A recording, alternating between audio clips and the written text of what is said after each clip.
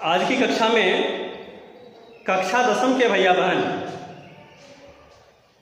Economics के chapter 2 भारतीय अर्थव्यवस्था के क्षेत्रक का अध्ययन करने जा रहे हैं। इसके पूर्व भी विभिन्न अंशों की चर्चा हो चुकी है। अर्थव्यवस्था क्या है, अर्थव्यवस्था के विभिन्न क्षेत्रक कौन कौन से हैं, क्षेत्रकों की तुलना देखी जा चुकी है। जीडीपी क्या है उसके बारे में हम लोगों ने समझा है। अभी हम लोग रोजगार के आधार पर संगठित एवं असंगठित के रूप में क्षेत्रकों के निर्धारण का अध्ययन करेंगे। संगठित क्षेत्र में रोजगार की क्या स्थिति है, असंगठित क्षेत्र में रोजगार की क्या स्थिति है। इन दोनों क्षेत्रों में कार्य करने के तौर तरीके, इन दोनों क्षेत्रकों में सुविधाओं का विस्तार किस रूप में है, इसकी भी चर्चा हम लोग करने जा रहे हैं। इस पाठ में 2 उदाहरण दिए गए हैं।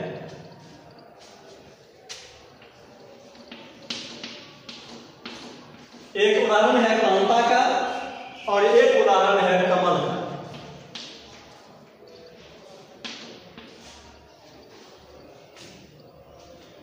इन दोनों की स्थितियों का आकलन हम लोग करने जा रहे हैं।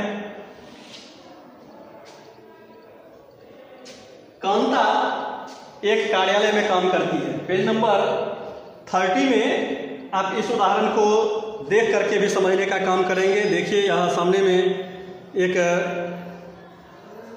चित्र दिया गया है। इसमें कांता नाम की महिला है और एक कमल नाम का एक पुरुष है। इन दोनों के संबंध में उदाहरण दिए गए हैं, समझाए गए हैं। क्रमशः इसको हम लोग समझने जा रहे हैं। कांता एक कार्यालय में काम करती है और इसके काम का समय जो है वह सुबह 9:30 से शुरू होता है।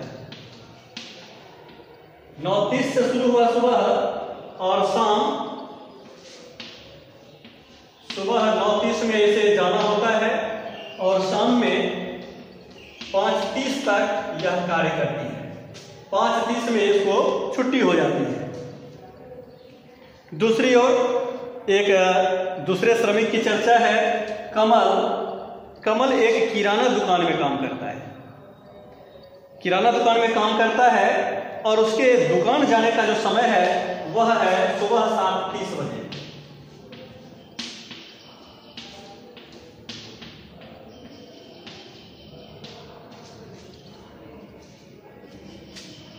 तो सुबह 7:30 में वह जाता है और रात्रि के 8 बजे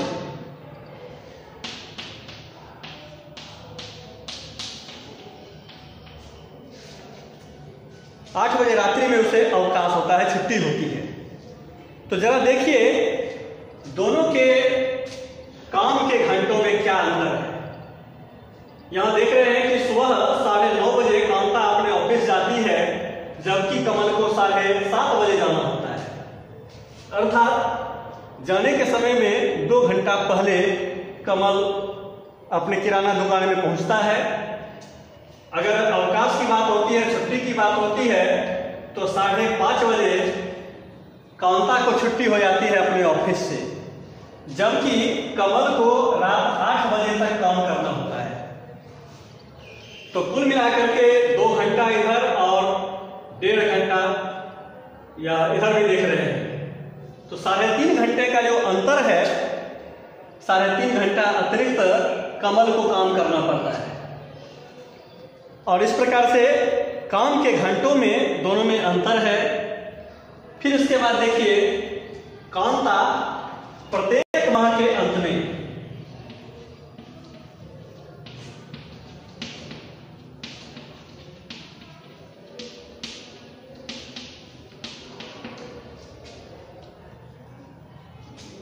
अपना वेतन पाती है।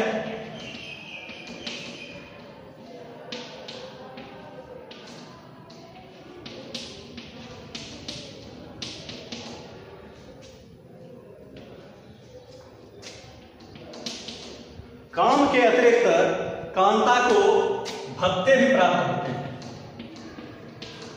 भत्ते में महंगाई भत्ता हो सकता है, चिकित्सा भत्ता हो सकता है, पेंशन इत्यादि की जो व्यवस्था है, पेंशन सुविधा है, भविष्य निधि की व्यवस्था है।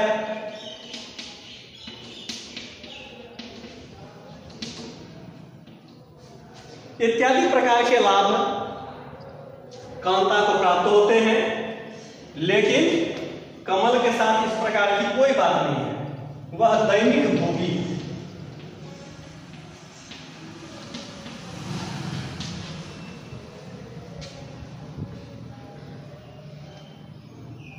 उसे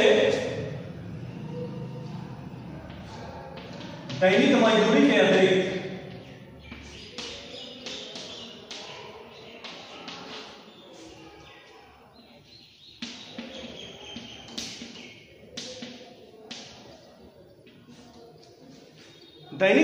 के अतिरिक्त कमल को किसी प्रकार का कोई लाभ प्राप्त नहीं होता है। कांता सप्ताह में एक दिन रविवार को सवैतनिक अवकाश में रहती है, लेकिन कमल के साथ ऐसी बात नहीं है। कमल जिस दिन काम नहीं करता है उस दिन का उसे वेतन प्राप्त नहीं होता है। कांता अगर बीमार पड़ती है तो उसे सवैतनिक अवकाश मिलता है, लेकिन कमल के साथ इस प्रकार की बात नहीं है। वह जिस दिन बीमार पड़ता है, जिस दिन किसी कारण से अपने काम पर नहीं पहुंचता है, उसके वेतन को काट लिया जाता है, उस दिन का वेतन उसे प्राप्त नहीं होता है। फिर एक अंतर यह देखिए कि कांता को रोजगार प्राप्ति के पूर्व, रोजगार प्राप्ति के समय नियुक्ति पत्र प्राप्त हुआ था।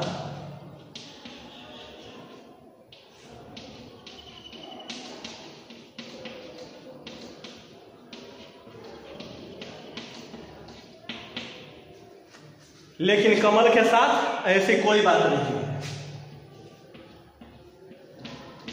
ऐसा कोई पत्र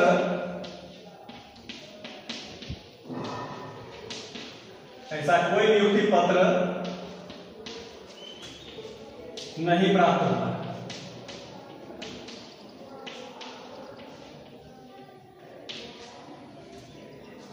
तो अब है कि कांता को रोजगार प्राप्ति के समय एक नियुक्ति पत्र दिया गया था। उस नियुक्ति पत्र में काम की शर्तें, काम के घंटे, काम का प्रकार, विभिन्न सुविधाएं इत्यादि की चर्चा थी, रोजगार की सुरक्षा की चर्चा थी। लेकिन कमल को चूंकि इस प्रकार का कोई नियुक्ति पत्र नहीं दिया गया, इसलिए इसे किसी प्रकार के कोई सुविधा की बात नहीं है, कोई सुविधा नहीं प्राप्त होती है।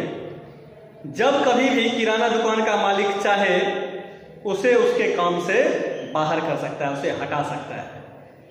अर्थात कांता को रोजगार की सुरक्षा प्राप्त है,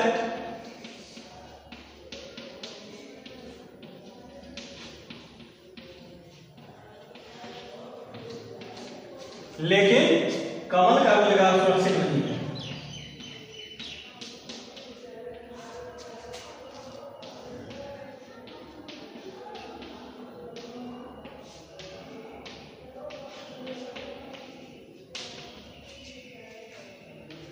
तो यह जो हम लोग भिन्नता देख रहे हैं कि काम के घंटे का निर्धारण, आगमन का समय, प्रस्थान का समय, वेतन की पद्धति, पेंशन, भविष्य निधि, रोजगार हेतु नियुक्ति पत्र, रोजगार की सुरक्षा इत्यादि प्रकार की जो बातों की चर्चा हम लोग कर रहे हैं, इस प्रकार की सुरक्षा संगठित क्षेत्र में देखने को मिलती है।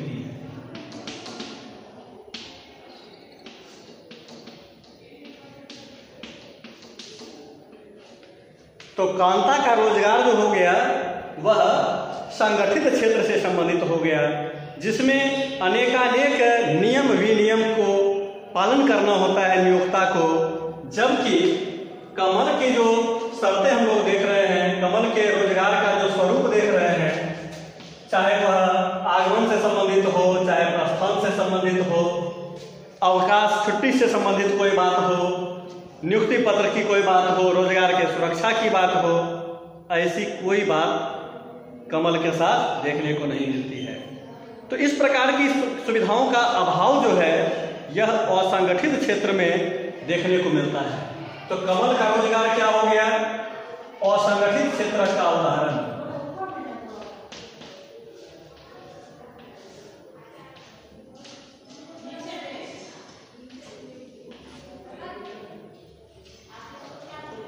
तो अगर यह प्रश्न आपसे पूछा जाए कि संगठित क्षेत्रक में और असंगठित क्षेत्रक में क्या क्या भिन्नताएं हैं, क्या क्या अंतर है, तो आप अवश्य बता सकेंगे, ऐसा विश्वास है मुझे।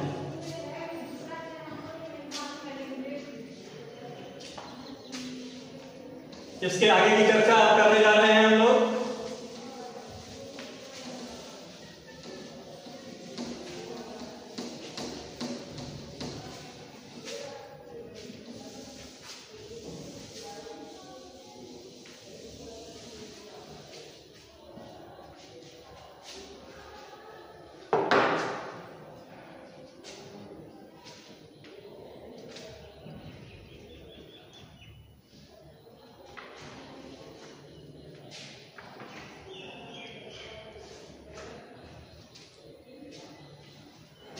असंगठित क्षेत्र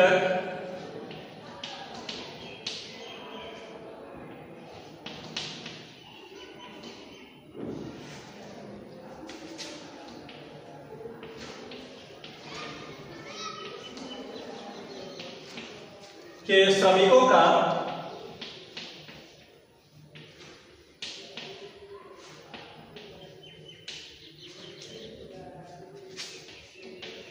संरक्षण कैसे हो।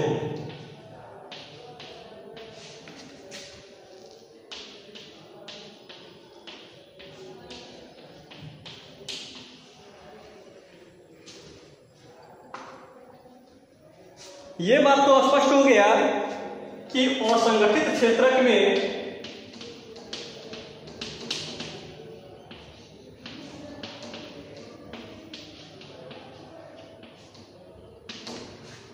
ऐसे लोग शामिल हैं जिन्हें रोजगार की सुरक्षा नहीं है, जिन्हें कोई अवकाश की सुविधा नहीं है, जिन्हें कोई चिकित्सा भत्ता इत्यादि प्राप्त नहीं होता है, जिनके लिए कहीं कोई नियमावली का पालन नहीं होता है।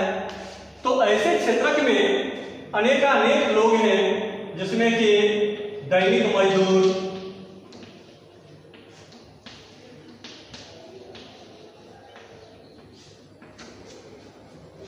ठेला लगाने वाले,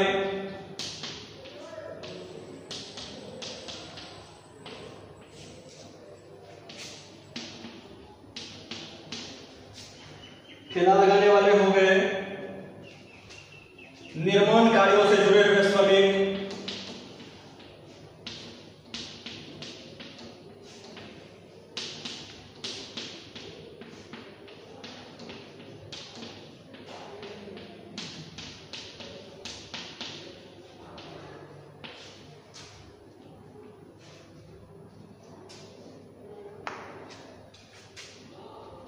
कबाड़ी वाले,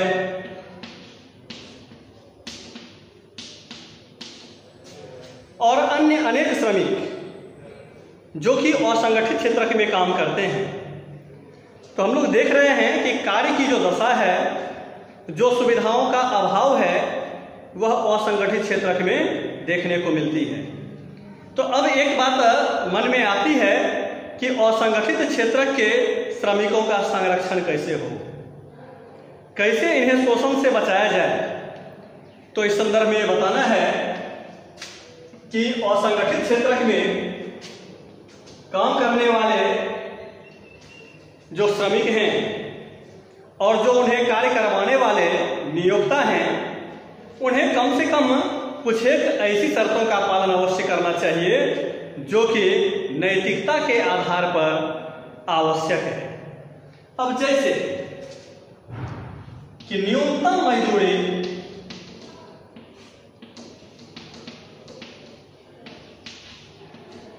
न्यूनतम मजदूरी अधिनियम का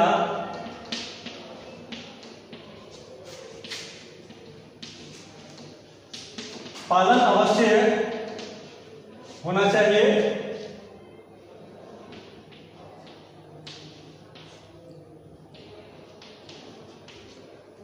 इसके साथ साथ अगर असंगठित क्षेत्र के मजदूर कभी अस्वस्थ होते हैं, बीमार होते हैं, किसी अत्यंत आवश्यक काम की वजह से काम पर नहीं आ पाते हैं, तो ऐसे समय में भी उनके वेतन को न काटा जाए, इस प्रकार का एक सुझाव हो सकता है।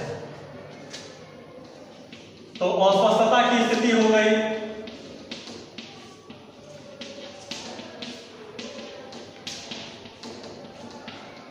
कोई प्राकृतिक आपदा की स्थिति हो सकती है,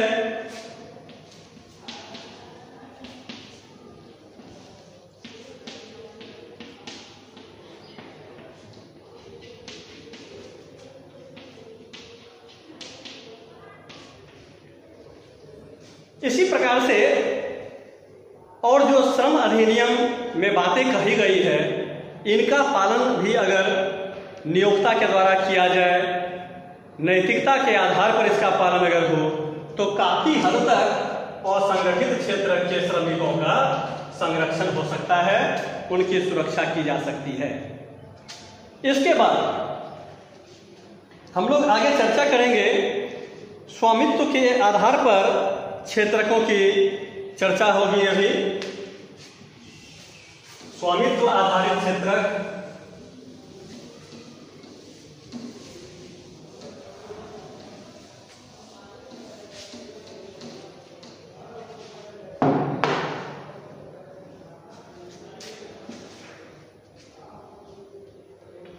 स्वामित्व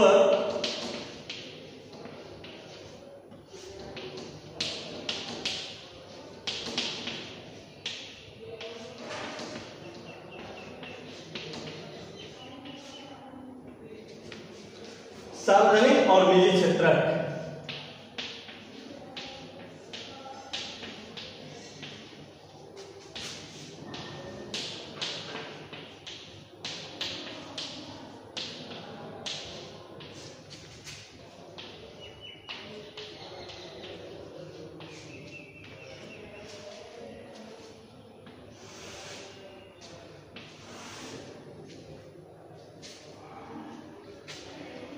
बताया गया है कि आर्थिक गतिविधियों को क्षेत्रकों में वर्गीकृत करने का एक अन्य तरीका यह है कि परिसंपत्तियों का स्वामी और सेवाओं की उपलब्धता के लिए जिम्मेवार कौन है। तो दो प्रकार से इस प्रकार की स्थिति का आकलन किया जा सकता है। स्वामित्व के आधार पर यह देखना है कि किसी उद्योग का स्वामित्व सरकारी नियंत्रण में है या कि निजी नियंत्रण में है। इस आधार पर इसका आकलन किया जा सकता है।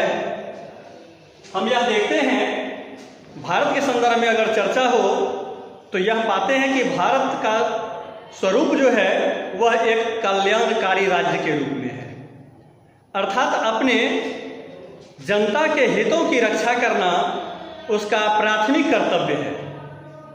सरकार का उद्देश्य लाभ कमाना नहीं है। सरकार अनेकानेक ऐसे कार्य को करती है जो कि जनहित से जुड़ा हुआ होता है। अब जैसे सड़कों का निर्माण, जैसे कि रेल परिवहन की व्यवस्था, जैसे कि डाक संचार की व्यवस्था, जैसे सरकारी विद्यालयों का संचालन, सरकारी हॉस्पिटल का संचालन, तो स्वास्थ्य की बात हो, शिक्षा की बात हो, परिवहन की बात हो, कुछ एक ऐसे आधारभूत बातें हैं जो कि आम लोगों की आवश्यकताओं से जुड़ी हुई है।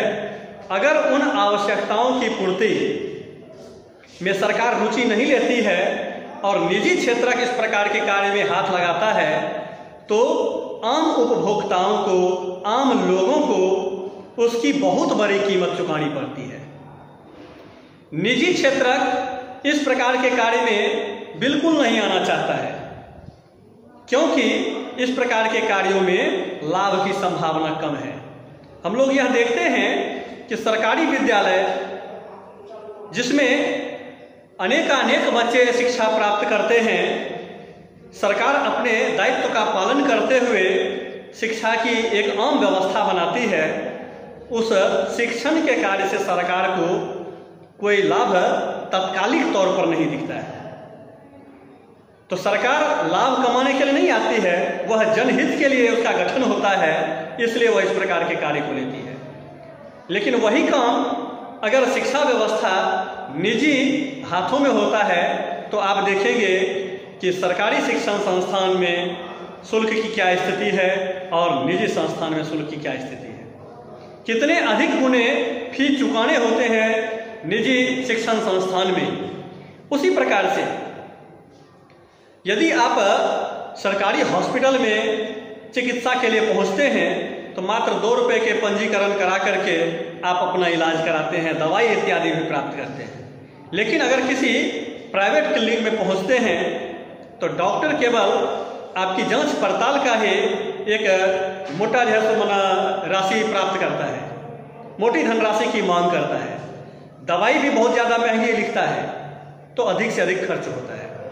उसी प्रकार से जल की व्यवस्था करना, स्वच्छ पेयजल की व्यवस्था करना सरकार की जिम्मेवारी है, ताकि आम जनता, गरीब से गरीब लोग भी यह दूषित जल के कारण बीमार न हो जाएं। तो स्वच्छ पेयजल सरकार के द्वारा उपलब्ध कराए जाते हैं। और अगर इसी काम को कोई प्राइवेट सेक्टर काम करता है तो आप देखते हैं कि 20 रुपये प्रति लीटर पानी मार्केट में उपलब्ध होता है।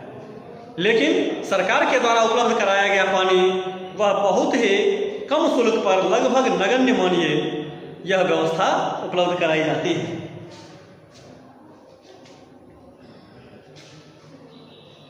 तो सरकारी क्षेत्र में, सार्वजनिक क्षेत्र में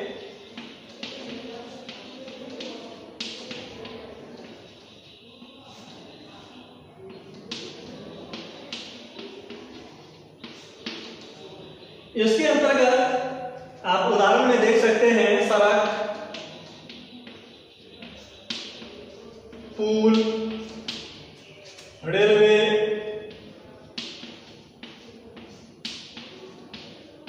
पत्तन, बिजली निर्माण,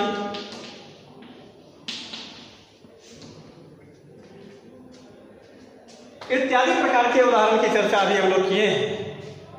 तो इस प्रकार की व्यवस्था किसके जिम्मे होती है? सरकार के जिम्मे होती है।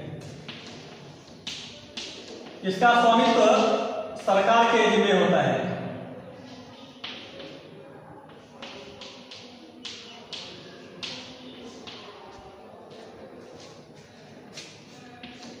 इन चीजों का उत्पादन, इन चीजों का निर्माण, इसमें काफी अधिक धन व्यय की आवश्यकता होती है और सरकार इसे सब्सिडी पर आम जनता को उपलब्ध कराने का काम करती है।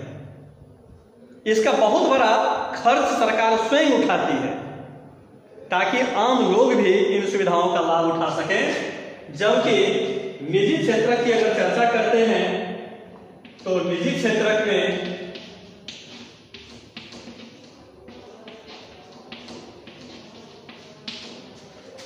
उदाहरण दे सकते हैं आप,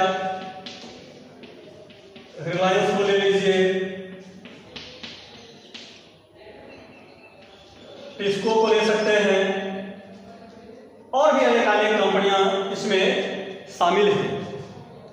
तो निजी कंपनियां जो होती हैं, निजी क्षेत्र का अर्थात इन सारी कंपनियों का नियंत्रण जो है वह किसी व्यक्ति विशेष या किसी कंपनी के कुछ एक लोगों के जिम्मे होता है।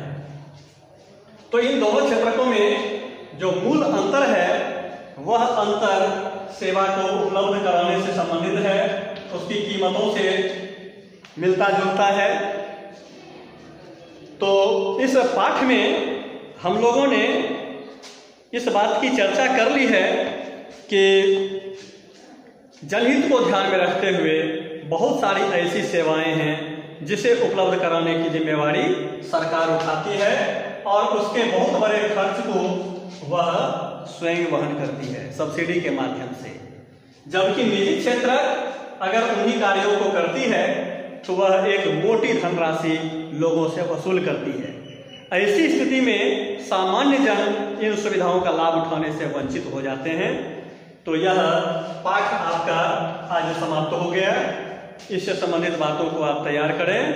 नेक्स्ट क्लास में अगले चैप्टर की चर्चा होगी। धन्यवाद।